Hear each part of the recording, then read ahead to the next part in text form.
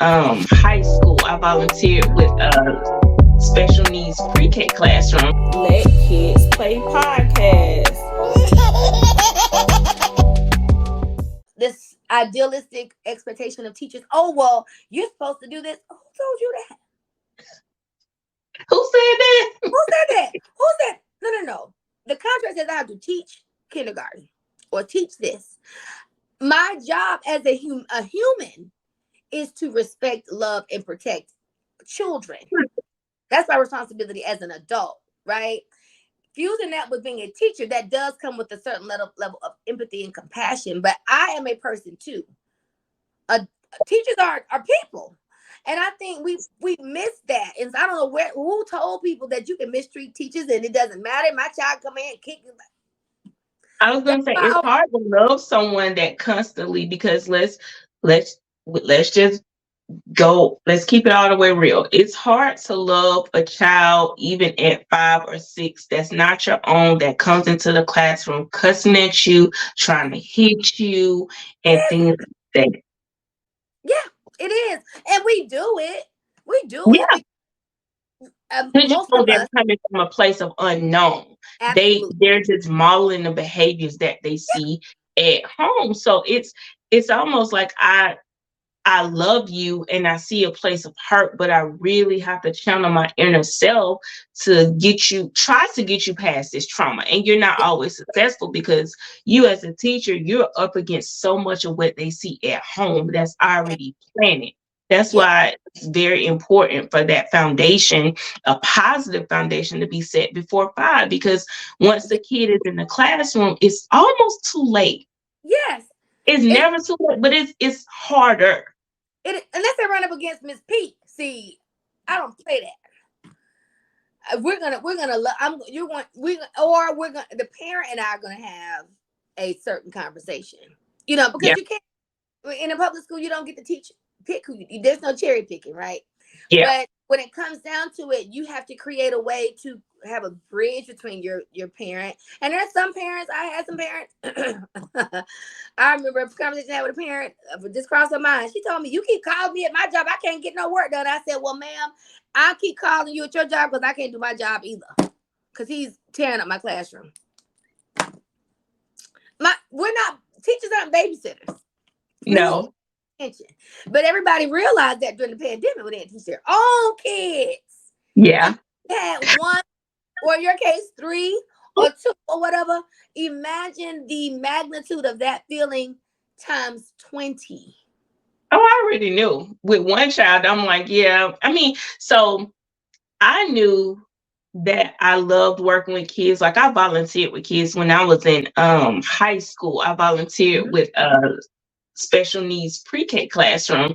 And I was like, okay, you love kids, but I don't know if you want to be a teacher, but let's try it. So Yeah. then I went to college and my major was early childhood education, Okay. and the curriculum that they were trying to teach us, the format, I was like, I don't like this, like I don't like this. So that's when I changed my major.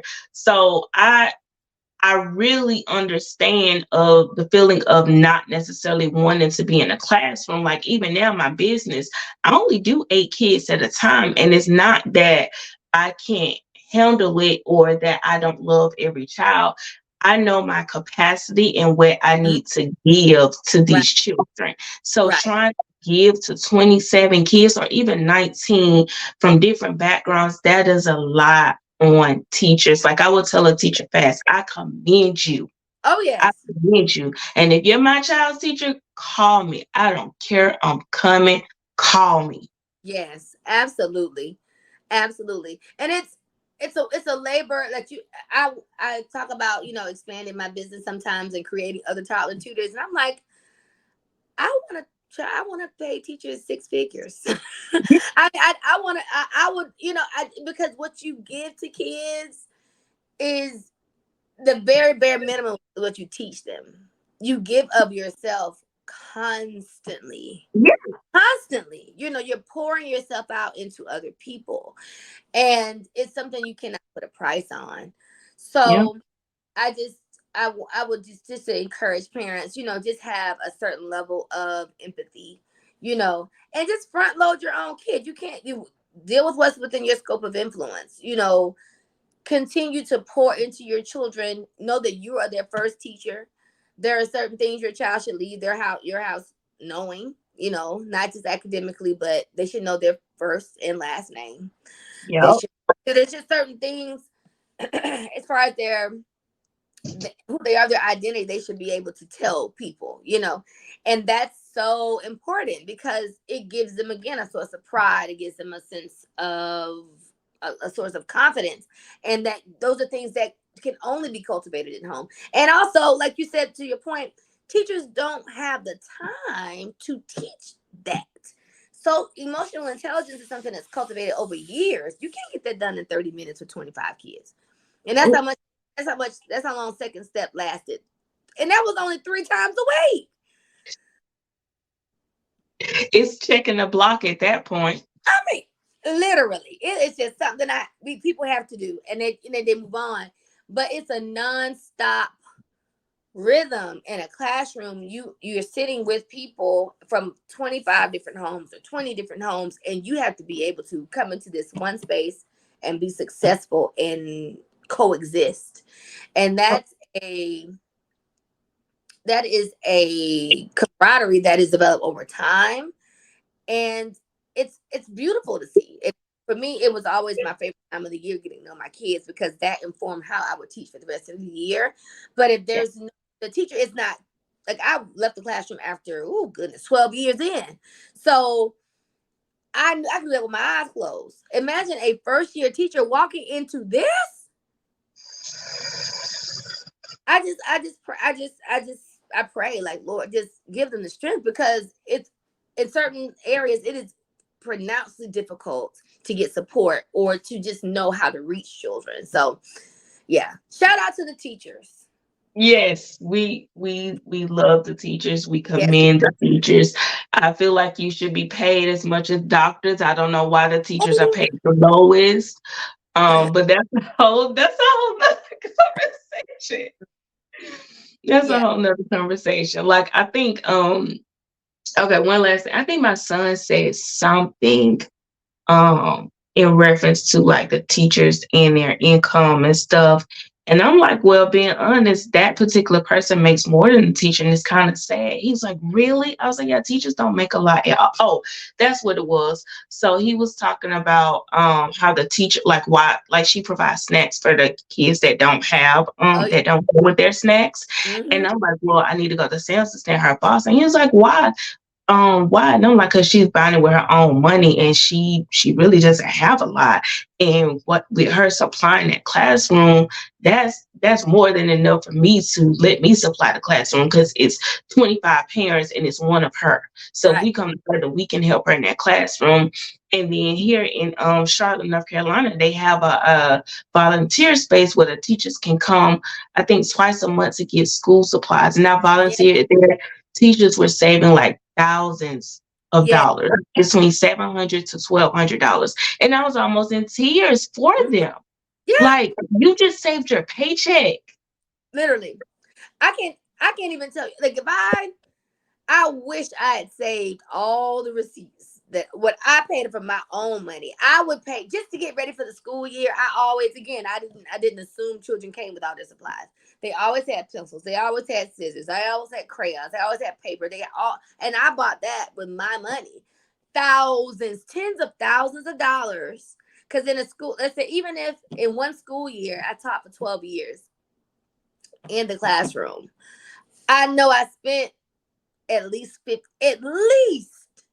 $1,500 a year, at least. And I'm Let's talking. I'm just thinking about school supplies or things I need. That's not talking about things I did with my lessons. I used to cook in my class. Things that I did, like paying for children's field trips. Yep. Making sure I had things in my desk, like a brush, a comb, things to do kids' hair, extra Yeah. socks, extra underwear. Yep. I mean, just so many things. Things. And when I went to birthday parties of kids buying birthday gifts, Yep. in our school store, our class store. Listen, pizza, like Yep. incentives. I'm sure it's in the tens of thousands. So yeah, that is just a drop in the bucket. That's just with the supplies. They do so much. Teachers literally, when you love what you do, and I loved. You go Oh, that extra mile. I love teaching. Like being with kids, literally was when I was going through hard times in my life. My classroom was my resting place. I When love that. I mean, my children were the place I came. Like I didn't have to worry about what was going on at home or what was going on in my family. Because from 7:30 to 3 o'clock, it was just them. The babies. It was just babies. And we could learn and we could have fun. And I knew I was doing something good, something right. And it was my resting place. It was my place of rest. And I know that sounds real strange, but No, that it does. way, in that way, I knew I was executing something in excellence, and that made a big difference to me in certain times in my life. I needed that. So when you love what you do, you're not afraid to again invest. And Invest. that investment should be done at home as well. So Oh, like teacher is spending 1,500 a year. Like I wish I could show this classroom slash office. Like I know you spent that much because me as a parent, I spend I spend so much on different things outside yeah. of investing the things that they need to do outside the home. So let's go back to that and then we'll wrap it up. So investment for your kids looks like, and you can stop me. So for me, I have 3 kids, number one. So the Hmm. kids, they don't understand their life because I'm always saying, well, we have to budget, but they don't understand that it's a lot investing in 3 of y'all. It's Oh, 3 of yes. so when you like my oldest is the only one that's been consistently in school. My others who are still homeschool. So when you learned about fairy tales in kindergarten, we went to Disney. That Oh, wasn't a cheap trip. When you learned about the Statue of Liberty, we went to New York. So yes. it's like or you love like cars and stuff. So we go to different car shows around the country. Yes. So it's just, or you say like, oh, I want to go to like the Bahamas. You get on a cruise ship. So Listen, you these kids. I didn't. Speaking of which, so I 100% agree with you. I'm that mama too. Everybody talks about like what man. I want Ava's life. Like me too. So we're going on vacation. My kid picks. I don't know. It's whatever yes, I'm interested in. yes, that's how we roll. Like I literally like it's like she's in fifth grade, so she's like, well, where am I going to my fifth grade trip? Because our birthday's in August, so we travel for her birthday. Okay. So she's like, well, I know I'm going somewhere for my birthday. So my best friend from high school had her daughter. They're a month apart, so we travel together with them for their Okay. birthdays. So they get on the phone and they tell us where they want to go. So I think we're doing St. Thomas or something. Okay. So they want to go. They want to go to the beach. And I'm tired of going to Miami. I'm tired of going to Orange Beach. I'm tired of going to Destin. We got to go somewhere tropical. We're gonna go St. I Thomas. recommend Aruba if they're down for it. I love the Aruba. The Aruba, okay. And I think we got to get a passport for. So, but I think I said I think one of them needs a passport. But so I will put that on the list though, for me. But so last year we took them to New York for their birthday because Ava she wanted to go to New York. No, first she wanted to go to Italy for her 10th birthday, and because she was interested in learning Italian. She loves spaghetti. Imagine wanting to go to Italy because you love Just to spaghetti. try the spaghetti. So when I was 8, I asked her, I said, what do you, 10's coming up, 10's a big birthday. Where do you want to go? And she's like, well, I think I want to go to Italy. I'm like, listen, sis, you know, things, I kind of put a pause on international travel for myself. I'm like, okay, we're going to, the world's gonna, ups and downs, whatever. We'll see. I said, so what's your plan B? She said, Hawaii. I said, well, we may as well go to Italy. I said, what's your plan C? New York. So we went on plan C. And when I tell you, we had a blast, but no expense was spared. We went everywhere. And now she just thinks, like you said, like they don't understand their life. Like you don't understand. But I think it's because I didn't travel as a kid, and I love to travel. That's one of the things that gives me, that's my reward for hard work, right? Yeah. Attaching those experiences to something that they have learned is huge. Yeah. You know, she had learned about the Statue of Liberty because I said there were certain places I wanted to take her as she by a certain time, so she had a visual or experience attached to Yeah. it. So you learn about the Statue of Liberty in first, second. You learn about what else? Of course, you know, there are different things about 9/11. So much to do in New York. It's culturally, it's just a lot. And she was able to attach that experience to things. And I don't think we discount that, even in our cities. Yes. It's I, so you much in don't know, and Atlanta. when we hear people talk about, oh well, I don't have money to go travel like you do. It's okay, because if you live in Atlanta, where I live, you don't. And Dr. King is a second grade standard in the Georgia Standards of Excellence. You can walk, get out, drive your car to see where he was born, Where he's buried. where he's buried, and the first church where he preached. Yeah. And see all of these things, like it's a whole learning experience. We go down there every single year for Dr. King Day. Yeah. Like just to pay homage to him, but also just to give you a learning, like a visual. These things actually happen. Like he wasn't just standing at the Lincoln Memorial talking. He wasn't this enigma. He was a man. And I always tell her, you know, he was one person that was able to amass an enormous amount of change, along with a number of other people that are unknown and known, you know. But children need to attach experiences to what they are learning. It makes it for them. So The hands on. it's like it's one of the things. You know, I want to take her to Washington D.C. I've got to get her there. You know, Yeah. that's something else we have to go see. There's so many things you see in movies and just in books that make references to the monuments, or you see the news. You see the White House on the news all the time. Go Yeah. see it. You know, so that is something that is priceless. It's not priceless, but the experience is priceless because it gives them a real tangible experience to link to what they're learning, and it makes it more valuable to them. And it's a core memory. There's so many things wrapped up in that. But It if you is those teaching them different environments because New York is different from Atlanta. So like things, my son with the New York thing, it was the Statue of Liberty. He wanted New York pizza because everyone talks about New York pizza. We Ubered to a pizza place, but we were going to the Science and Math Museum because if y'all don't know, New York is big on play in STEAM. So yeah. they have the I want to say the largest in the U.S. Play Museum in New York. So we probably will go back this year.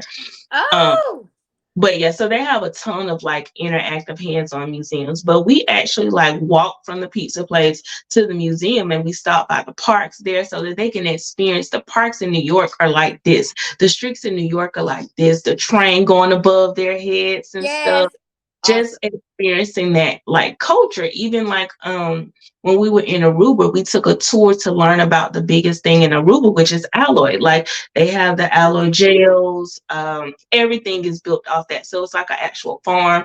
We got to see the schools that the kids go to, just experiencing not only the beach, we did that stuff too, but experiencing the different cultures of different type of people in the different environments. Yes, that's valuable. And we definitely indulged in our favorite pizza was Little Italy. Oh my gosh. And the cheesecake.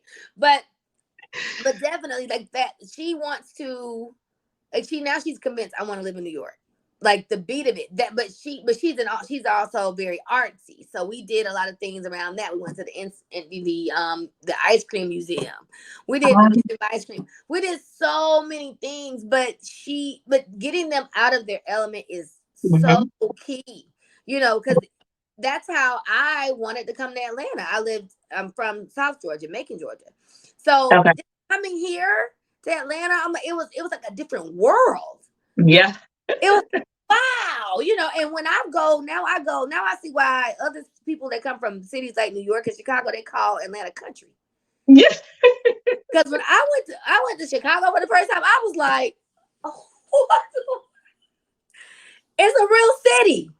Like, so not a real, but you know what I mean. So like Yeah. Yeah. you have I'm from Atlanta, so I get it. oh, I love Atlanta. I love it. It's home.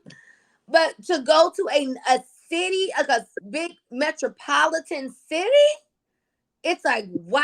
Like if you can only see buildings as long as you like that's a city. So now Yeah. but Ava is sold out. Like, I'm going to live in New York. I said, listen, I'm only paying for college if it's at HBCU. So I don't know what you're gonna do. I said, you have your whole life to go and be in New York. Just give me 4 years or through 2 years. I don't just go there. Because I'm like, just go to have the experience. You may not she wants to own a business anyway. She doesn't want to do anything Yeah. professional that she need to go to college for. I said, but you gotta go. Just go. Just go live for free for a few years. Just go do it. Just take Just for you. just go get Just for you. go get a degree in business. I mean, it can't hurt. But she wants to be in New York. That is her beat. Like she wants to that's her speed. And even though she's very reserved, I was so surprised that she wanted to be in that kind of rushed energy. Environment. Yeah, so that kind of environment. So I am a proponent of that. Like I literally, like you say, Ava, she dictates where we go to school or where we go on vacation. She dictates everything. But I But feel like my life, I had 32 years without her. She will be an adult within the next 10 years. That is crazy. Legally an adult. So the time I have with her, I have to maximize it, you know. yeah. And we have eternity and forever together after that. But this is the time I get to plant seeds into her, and I don't know when and how they're going to blossom, but I want to sow good things into her so I can reap a good harvest. So that's a part of the investment too. Like you can't expect children to give you something you did not give them first. So if it's an interest for reading, if let me tell you something, this might come as a surprise to people. But if you don't like reading and your kids don't see you read, they're probably not going to read either. Just saying. I'm just my mother. I thank her for that. She was always in a book, and so that made me and my sister become readers as well. I don't read books as much as I used to, but I do still read. So Ava and when I do read, if Ava and I read together, we read books together. Right now we're reading Dear God, It's Me, Margaret. Are You There? It's Me, Margaret. We're reading that now. Okay. So we read together. But that is to be a part of the culture of your home. If you want to see something in your child, you have to model it. You are their first teacher. Okay. So hold on. Hold on. Please. That goes I for I agree 1000%. However, I agree now. But looking back, when I was growing up, I was a book nerd and I was the outsider. Like I would get made fun of for wanting to sit on the porch and read yeah. and things like that. So there's been a whole shift to where we have to be the example because we grew up not knowing who we were, and I'm speaking for like the millennials. We grew up not knowing who we were and then having to find ourselves between that 26 to 30-ish period. Some of us are still finding ourselves.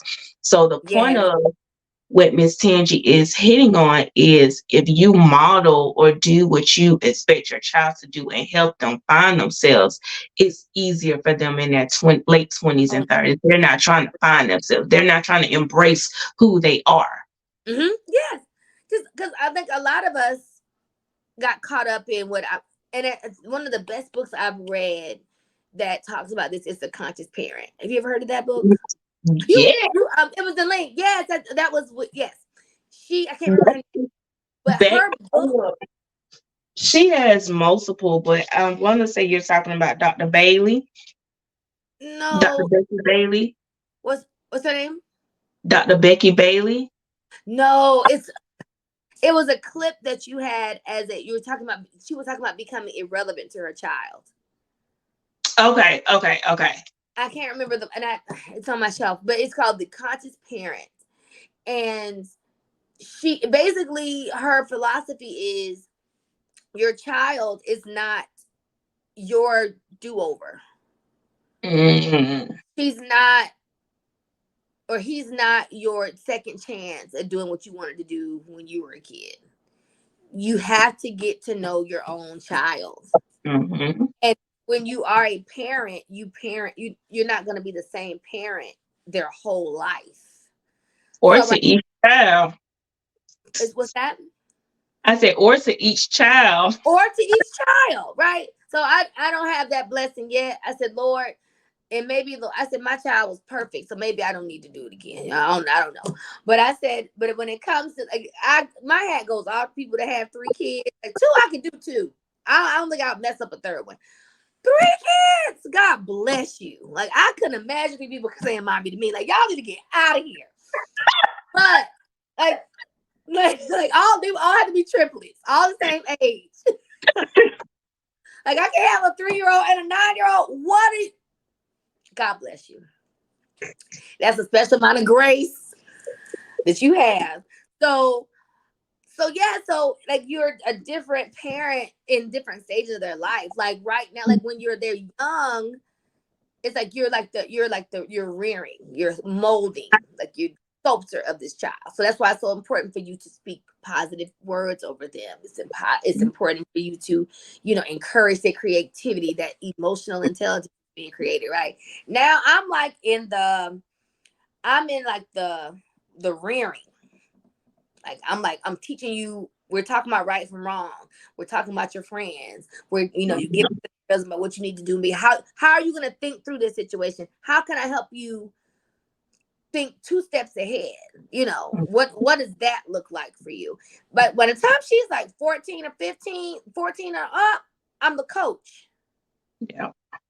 Because at this point, her schema around life is locked in. Unless something drastic happens, she's locked in. She's creating her own worldview. But all of that is based on what she already has experienced, right? Mm-hmm. I always say one of the reasons why I travel with my child, so nobody's little raggedy mouth son can impress my child buying her a ticket, flying up somewhere. That's what that is. Don't laugh at me. I'm so serious. You can't impress my child with a trip or get her nails done, baby. Do you have a passport? Can you come with me? Can you? Because for 16, she will be having her first glass of wine in Italy. That is what I told her. Because you can drink, you can do that over there, So that's the type of time I'm on. That's one of the things but that shapes her worldview. Mm-hmm. So that's so by the time I'm coaching her through, by the time she's 18, she's asking about how to chart out her life. When we're planning that, or she's planning that, she has a whole trajectory that she's on already that says I can do these things, and it's so much higher than mine was. Yeah. It will be at 18. I was just trying to go to college, have fun. Okay. I'm trying to get out the hood. Look, what's the fastest way out of here? Yes. I gotta get out of here. No Like, strategy or nothing. Growing up fast, like I love young people these days. They're not in a rush to grow up. They're taking their Taking your time. time. Planning. They're like thinking they're getting married earlier. Like all of that stuff. I love all of that. I love all that. See, that's not stuff that my generation was told. Go get an education. Go do this. Take care of yourself. Man, that is Stay at your parents' house. Save your money. I tell people all the time, don't move out. I have teachers when I was administrator at my at my previous school. there were teachers there that were like, just got out of college, stay home, Mm-hmm. save your money, go buy a house, then find roommates, let them pay your mortgage. Mm-hmm. That's income. That's real estate. Go do it again. Become a real estate investor. You can have money, and by the time you're 35, 30 years old, you can work and not work. You can work for fun. Yep. Just so those are things I did not know. That was not something that was burned into my head. I'm telling you that. So when it comes for my daughter's time, she will be thinking so much higher. That's my goal, to push her higher than I was when I was 18. Mentally, not just like, okay, you're gonna go to this private school, this you're gonna go to this college. I'm forcing you to do things. I've created that background knowledge, and you've made the world her classroom, and you've Yes, invested in her interest since she was younger, yes. even at 3, telling her she could go to the moon. We're going to. Well, we still might go to the moon. So she has that knowledge to where the sky is the limit mentally, even if she may feel like she can't get there physically, mentally she know it's possible. It's And possible. that's the biggest seed that you can plant, baby. It's possible. If you It, can think it, you can do it. absolutely, absolutely. So I just, it's been that has been the biggest push for me, is to, and also to make sure I'm whole, that Mhm. I invest in myself. Like that's why I get up and go to the gym at 5 in the morning. I And have to they do need to see that. that. They need to Oh, see that. yeah, they My do. 4-year-old, he tried his hardest to do push-ups because Yes, we were. there's so much that we don't. Like I said, you're always teaching them, whether you know it or not. You are Yep. always teaching your children. So being like investing in yourself, doing things that bring you joy, like just all of the things that you don't think they're watching. And not just the material things, because then you raise a superficial adult. So it's not Oh just yeah, the material things. Like, if you need therapy, you want your kids to know that you're going to therapy. Like you said, you're making us human. So my audience is mostly stay-at-home moms. And I right. know people may frown upon it, but like, my kids are gonna see me cry. Why? Because they need to know that mommy is a human. Like, and what triggered that for me, because my daughter, she was I think she was 4, and she said she didn't know mommy bleeds. And I'm like, baby, I'm human like you. Mommy bleeds. Whoa. So they put me on this pedestal so Yeah. high, to where I was like, okay, I need to humanize myself. They're gonna see me cry. They're gonna see me struggle through my frustration. Like, Yes. they're going to see it. Yes. Absolutely.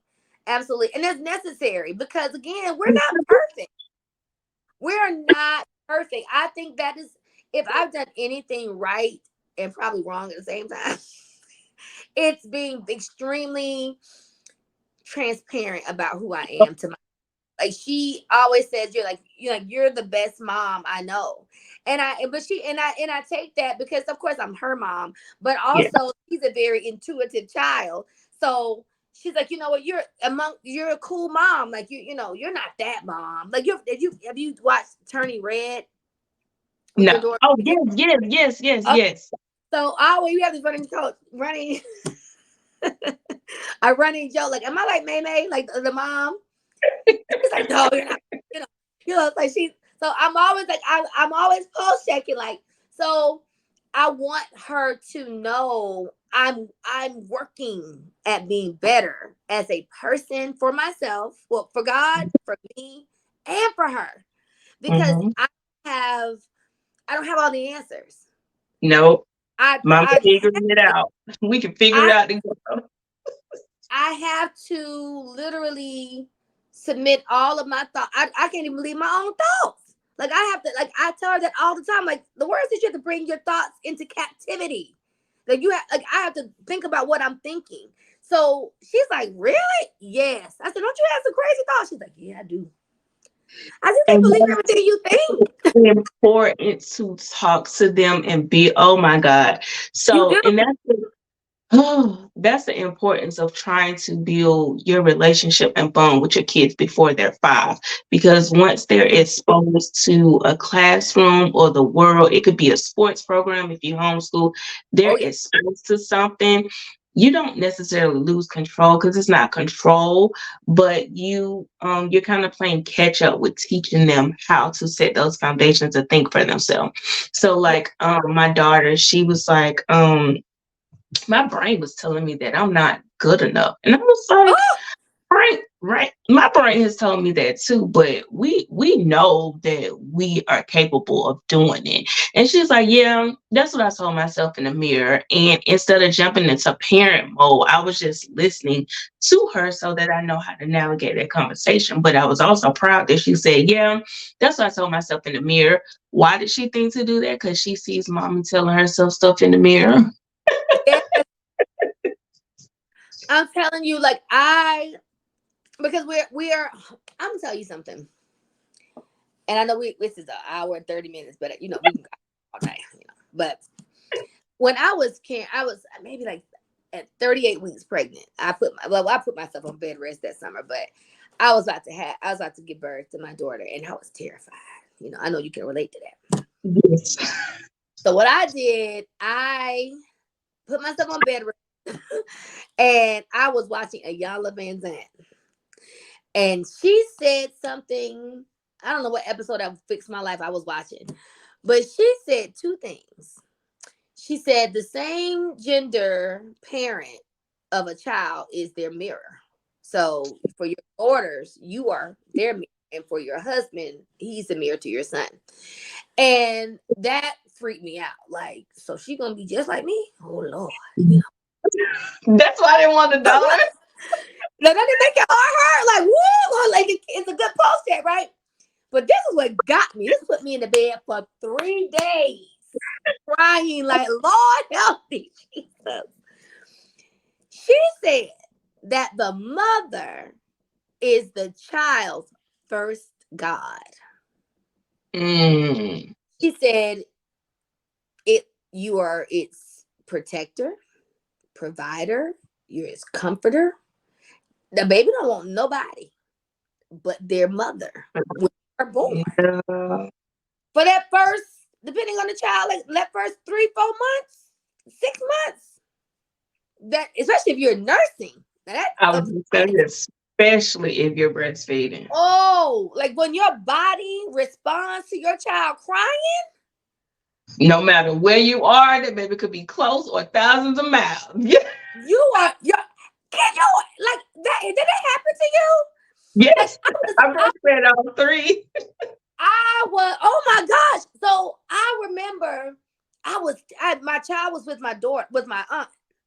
And I'm like, look at my shirt, like, where's it? So, but I thought maybe I needed to go pump.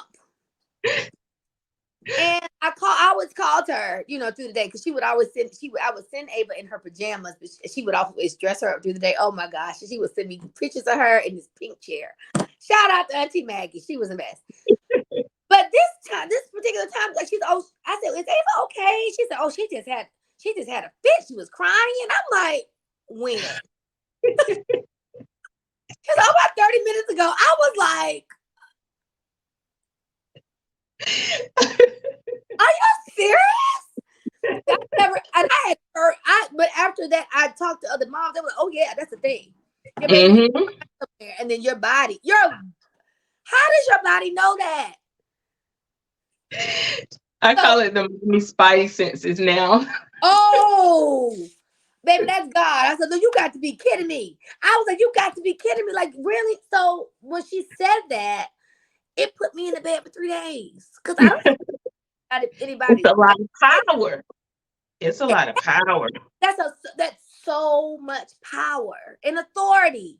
So I chose, once I got out the bed, once I gave birth to her a few weeks later, I remember just looking at her like, what am I gonna do with this person? This is a person.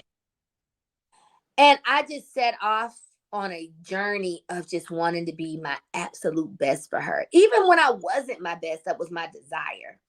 And I knew she was going to depend on me like she didn't depend on anybody else. Differently from her father, differently from the people that are around her. I was her mother. So there were Mhm. certain things that I would be able to give her, especially at that point in her life. And I took that very seriously. So that doesn't stop in a capacity, because you never stop being your child's mirror. You So, just, and that is such a mantle to carry.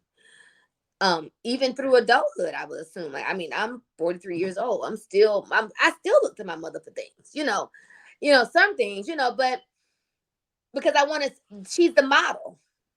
yeah, She's my chart, right? So being aware of that it has made all the difference in who I believe my daughter is and who she will become. But also it informs me as a entrepreneur and in the position that I hold now, because what I do matters for children in the space that I hold with my business, and I get to teach that to parents. Like I'm talking about it now, So I never thought it would go be like this, or I didn't, when I got this revelation and I started to execute it, I didn't think about being on a podcast. yeah. You know, I just did. I But mean, because you thought it was just about the little ones, and then you realize it's so much deeper. it's It's so so much deeper. it is. And I just appreciate the opportunity to be able to just speak about the small things that I've learned as an educator, as a parent, as a woman, you know, and just be able to share it. But because it all informs the work that we do as a community of people in cultivating children. Like we're sending children out into the world. Like we can't do that alone. Community is necessary. It's necessary. It's necessary to get your resources, to bring in people like me and you, the Toddler Tutor, or to tap into a podcast like this, to where you're learning not necessarily a new way, you're learning the basics of how to raise this little human. Yes, in a new world, because it's not the same as when I was small, or when even when, like I said, the world has changed between when I started teaching and now. It is completely different. Yeah. I had 3 computers in my classroom when I started as a teacher. Now every child has their own device they take Yeah. home. You And know, some houses keep over the summer because yes, some houses don't have those resources. right, right. So the world is different, and I think it's just necessary to be aware and to keep yourself truly informed and keep, like what they say, put your ear to the street. That's what we have to do with these kids, because it's what they listen to, all of it matters. What they Mhm. look at, all of it matters. Who their friends are, all of them. I just let me ask. Okay, this is what I don't know. You have 3 kids. I only have one, so you're more experienced than I am in this, and I defer to that because I honor that. Right? Do your children have privacy in your house? Yes. Yes. Wow. Yeah. You said how? Yeah. I'm It's just still a teaching thing. So like my 4-year old would try to my daughter, like my kids can close their door. And then that comes it comes it wow. comes from a little bit of the conscious parenting model, to where the cozy corner. So it started out as like the cozy corner and you needing your space. So I really teach them that this is our home. It's not just my house. It's our home. It's your safe place. So so they all have like a corner in their room, to where that's their like cozy corner if they need a minute. But also, if you need a minute from the family, from the group, you can go in your room and close your door. Like that is perfectly okay. And that lets me know that you need a minute. Or if like they run into their room and close their door, they don't slam it, they close it, but it's an emotional thing. I'll knock. Hey, I need to come in, or I'm coming in. But yeah, they have privacy. Like and my 4-year old would say, hey, I just need some privacy. So my kids understand the privacy, because I tell them that like I need some privacy to get changed. So I, instead of saying, yeah, my room, hey, I need some privacy. Or like my husband even jokes like if my boys are like just wrestling 24/7, hey, I'm in my cozy corner. So they know like he needs a minute and to leave him alone. Got you. Got you. Got you. Got you.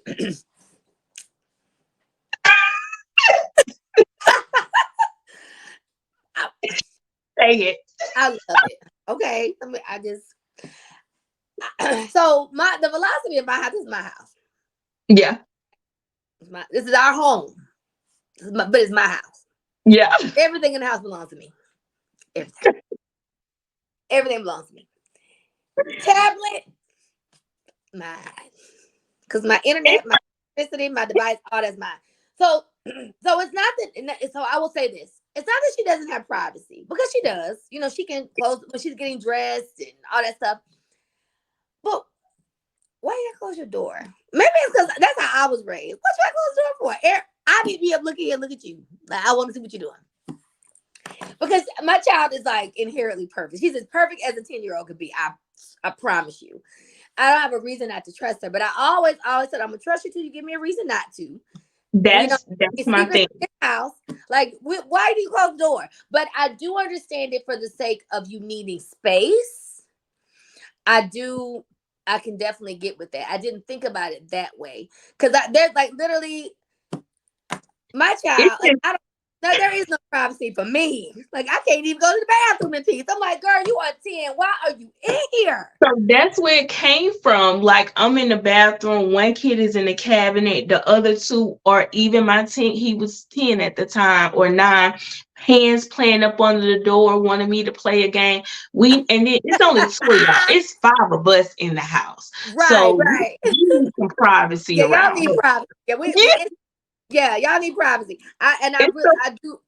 I can get with that. I understand that now. it's Yeah, okay for you to be you trying to need get rid of your privacy for sister. real. Yeah. I cannot imagine it. Like, what? Well, the first time I saw you, when I was pregnant with Ava, I saw like a something on social media where the baby's hands underneath the door. And I was like, because the mom takes a picture of the hand underneath the door in the bathroom. She was like, this is what it means to have a kid, or something like that, something to that effect. And I'm like, it can't be that bad, baby. She was, mommy. I'm in the bathroom, same scenario, mommy. And I saw her hand. I said, Lord, I can't even go to the bathroom with these Jesus. You So can't. So you I have to get that. set those, you have to set those boundaries. Like I Oh, lock the yeah. when I go to the bathroom because my 4-year-old would just bust in there, have a full conversation. Or it's like, Full. can you unlock my tablet with my 10, with my 11-year-old, my 7-year-old? I'm in the bathroom. I can't answer any questions in the bathroom. So I'm as parents, you have to set that not boundary. answer any questions. I'm gonna do that. Because right I, now, she runs my every now and then, like, but I like that. It's about setting boundaries for your own space. mhm. So Okay. that when they get older, they don't like if you don't want a certain person in your space, you let them know like it's time for you to leave. So I thought about it as being safe in your own home, but also it's teaching them to be safe in their environment when they get older. So if you go to college and stuff like that, you know how to vocalize that, hey, I need a minute. I need to go. You're not forced to be in a situation or an environment that makes you uncomfortable. You know how to regulate your emotions and you know how to express that. I love that. I'm going to use that. Thank you very much. Because I did not think about. See, I think privacy, I'm your stuff, which I do. You say privacy is what? Like going through their stuff or like looking through their tablets. I do all of that. So I do that. I Okay. do. I don't necessarily have to. So with Family Link, I don't have to take the device to see what they're on, even Oh, with the game computer. With Family Link, it tells me what app they use the most, how long they use it, when they used it, how long they were on the devices. Like I can lock their devices are locked at a certain time, so it doesn't unlock on the weekends until 11 a.m. And then it'll if they've been on it for 2 hours straight, it automatically tells them to take a break. So Family Link has all of those settings to where I can see. but they don't see me invading their privacy. Wait a minute. This like Bark. I don't know what Bark is. Family So Link Bark is from Microsoft. Oh, okay. So I don't wonder if Google has something like that. I So think it they is do. kind of with Google. It's kind of with Google. So like my old phone, my 11-year-old, we're testing him because we said that he can get a phone at 12, but right now we're doing a testing period to where he uses a phone on the weekend, a Okay. cell phone. So I can still see everything that's on that cell phone through the family link. So I want to say it's ran by Microsoft, but I can see the Gmail and stuff too. So if they're locked, because they all have their Gmail emails, Mhm. the devices are logged into that and I can see it no matter where they are. Like his gaming computer, I can see it. His Xbox is, well, Xbox has their own feature. But yeah, Family Link, you can see it all from your phone. I'm gonna look into that. Yeah, I highly recommend Family Link because not only can I control it, my husband can control it too. So it's Okay. on both our devices, no matter where they are in the world. If we want to lock that tablet, we're gonna lock it. If we want to lock that phone, we're gonna lock it. It's okay. My sister was telling me about this. I think I have to get into this. Okay, I will. That's on my list for this week. Okay, cool. Yeah, you can see the websites, you can block sites, you can see the apps, you can block apps, you can limit a certain app. So say like if they on the weekend they have 3 hours of screen time, but I only need you to do 1 hour Roblox and 2 hours of something else, I can limit the Roblox app and you still have access to the other things. So Okay, I got it. I will look into that. Your yeah, family is up. I hear them. yeah, you hear that it's up. But see what I love, they can cook their own breakfast. Even my 4-year-old, that air fryer, it's a Oh life. yeah. Oh yes, that and some oatmeal, babe.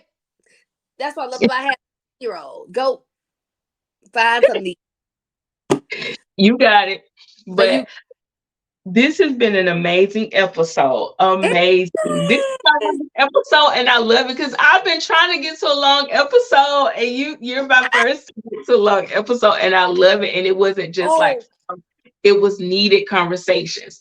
So yeah. before we wrap up, tell everyone where they can find you, where they can grab the amazing busy books, the one of a kind, all in one busy books, the best one in my opinion. Yes, it is it. You know, and let me tell you something. All busy books are not created equal. Don't get the ones off I Amazon. usually They don't suck. like them. I usually don't like them. I'm just being honest. Really? But yes, because they're busy books were known to like keep the kids busy and not necessarily engaged in learning. So that's why I say Oh, they're not the same. So that's why I love your busy book because it's taking the kids through a journey of learning and it's actually putting those skills like it was intentional. It wasn't just to keep them busy. oh yes. It's very, very interesting. When I remember someone introduced me to what a busy book was, I didn't know. I used to make these learning boxes. Oh my gosh. Like I think about how much I put into those boxes. They were like all little envelopes and they were cute and labeled. They were all flashcards. But someone took me to Etsy. Uh-huh. They introduced me to what a busy book. They were like, "You ever heard of a busy book?" I'm like, "No." They said, "Could you make this?" And I'm like, "I'm sure I could make it." So I researched them. I looked at them. I saw this, and I'm like, "Well, I'm trying to figure out what could I do to make it different."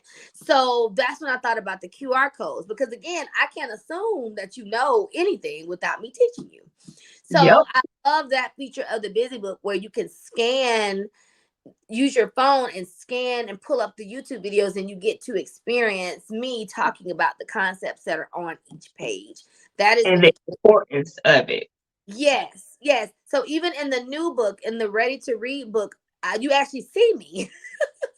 I'm actually sitting in front of the camera talking to you and talking to talking to the child, but engaging with what's happening on each page and I letting you know what comes next, what you can expect, and modeling how to use the book. Because I understand, like, if you get the book, your intention is to use it. And I know if I don't have all the information to execute something fully, I'm probably not going to do it as well as I could. I'm not going to get the full benefit. So again, the intentionality is teaching how to execute the activities in each book. So it really was me thinking, like, how can I put the same elements of this book, the box that I created, into this big book? And it was born. And I personalized them as well. The first one I made was a Spider-Man busy book for my Okay. Aiden. Yes. And he tore it up in 5 minutes because when I tell you, well, I cannot wait to tell the story about the busy book, like how it was born, really, like the journey I went on it as an entrepreneur to create it, and to make it, to mass produce it. But it literally is a work that comes from me wanting kids to walk into classrooms the way a lot of them did when I was in the classroom, ready to learn. They Mm-hmm. came armed with words they already knew. I will never forget my first day of being a kindergarten teacher. Because again, like you said, they give you a curriculum in college on what you think children's supposed to know in kindergarten or whatever. And I'm thinking all the kids coming, they don't know nothing. That's what I'm thinking. They don't know anything. I'm going to teach kids everything because I'm the teacher. Yeah. I know everything. They know nothing. I'm going to give you my knowledge. I'm the baby bird. I'm the mama bird. I'm going to feed you with my mouth. Like, that's what I thought. Baby, I'm writing on the board. Today we will learn, and Jalen Jenkins read. Today we will learn. I'm like, they can read. Go, Lord. They're not supposed to know how to read. They are not supposed to know how to read. They're supposed to know they're not. Literally, I was terrified. Because what do you do with a kindergartner? They can read. Because in college they They really don't tell tell you you they know absolutely nothing, which is deceiving all of within itself. Like the all it whole is. thing is just And ugh. now it's flipped. Now, the kids supposed to come knowing this, and they don't. Yes. Now it's Yes. the opposite. So it was crazy I'm like, this boy can read. So what do you do with him? Yeah.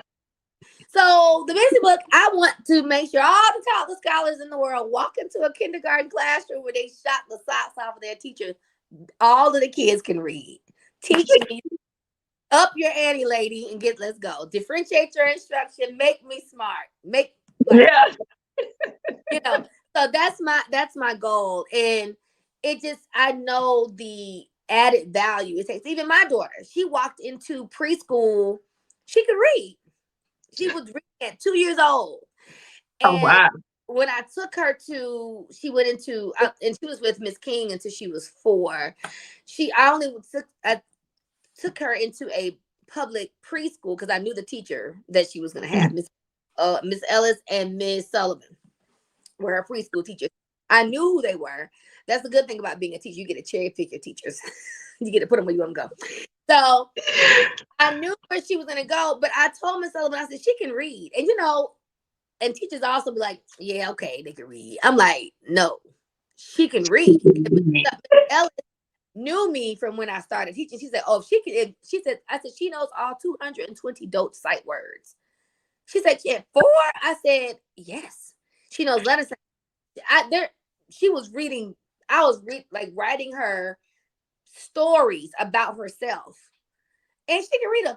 Ava likes to go to the playground, and if she didn't know what a playground was, I would draw a slide. So she understood. Yeah. So that's the kind of stuff that I did front loading her. So when she walked into a pre-K classroom, the principal had to. I went to her. I said, "What are you gonna do with Ava? Because she already knows how to read. She don't need to know this. She know how to play. She know how to share. She's fully functioning." They then took an assessment of all the children in their 2 pre-K classrooms, and they found that there were about 6 kids that were like her that needed more instruction, and they got to go to a kindergarten classroom for instruction. Okay. And then first grade, like they made sure that they were pushed. And that's something else parents don't know. If your child goes to a school and they know what they're supposed to know, you need to ask them, what are you going to do? Don't you think that they're just going to know? You make sure they know what to do with your child. You be an advocate. That's not just for children that have special needs. It's for everybody. Go Yeah. be for your child to say, hey, she knows or he knows this. I need to know what you're going to do so they don't regress, because children can regress. They can. They can regress if they're in an environment that's not engaging and academically challenging. They act like they don't know what their letters are, and you'll be like, "What? I bought all these busy books from that lady, and you don't know your letters anymore."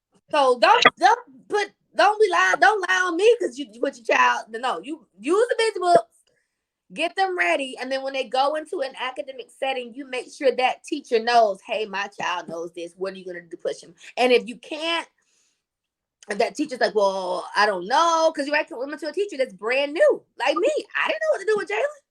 Yeah. But I had to figure it out. Yeah.